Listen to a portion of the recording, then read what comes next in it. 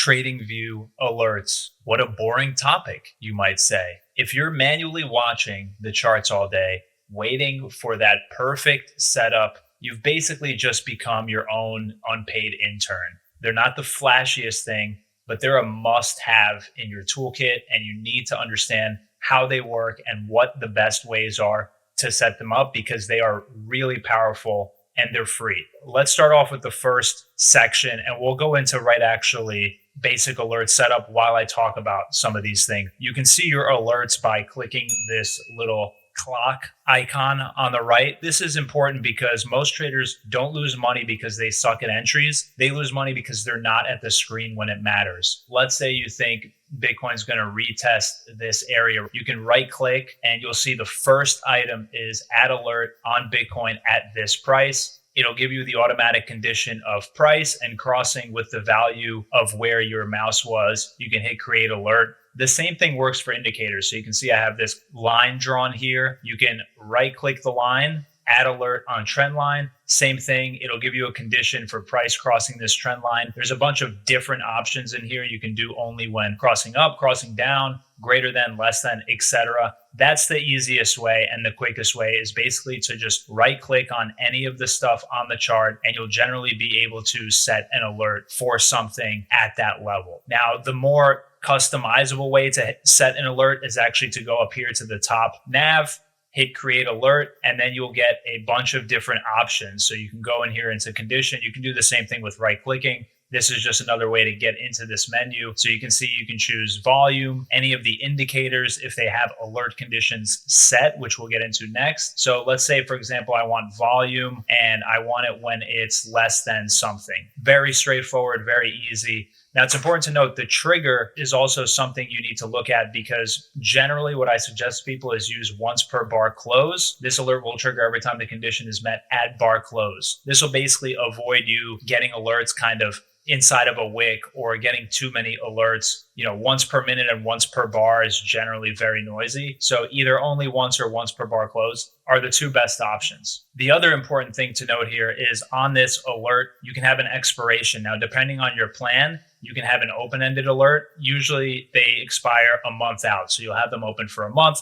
And if you're on the free plan, you can just keep resetting the alerts. You can customize the message you get. So you can give the alert a name. It'll pop up on this right panel with the alerts in it. And then you can do a message. I think the other important thing here that's overlooked is the notifications. So definitely have the TradingView app on your phone. The push notifications are the fastest way to know if one of your alerts hit. Have the notifying app, have the show toast notifications. If you're doing something advanced, like you have a website or something like that, and you want to do webhooks, now let's get into the advanced alerts. And this is kind of where the real alpha hides. And I'm going to pull up a different chart here. So this is my main chart that I look at in green. The green line here is my custom global M2 tracker versus the blue line, which is Bitcoin. I have this yellow line, which is an 89-day EMA. And basically this runs my liquidity regime. So whether we're risk on if we're above the yellow line or we're risk off if we're below the yellow line.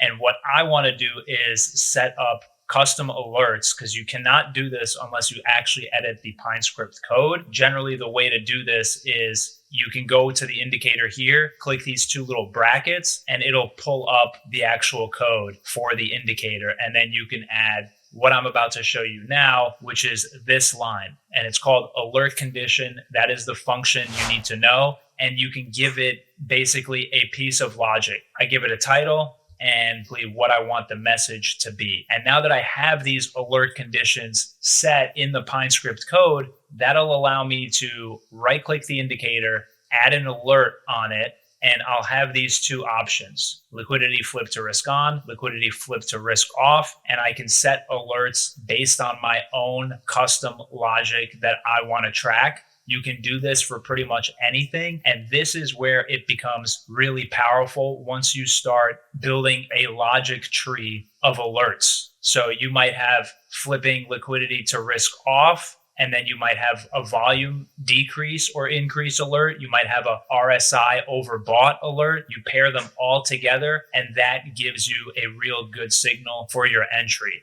This is something that most people miss. It's definitely a game changer. Your alert system is the confirmation. If you're a system guided investor or trader, this is the easiest way to basically allow yourself to get some sleep at night. It's fun, it's powerful, and you can really build a lot of things based on these alert conditions for the indicators by just editing the Pine script code yourself and getting familiar with it. Here's some common mistakes to avoid. Setting alerts too early means you're going to just get alert fatigue and you just start ignoring them.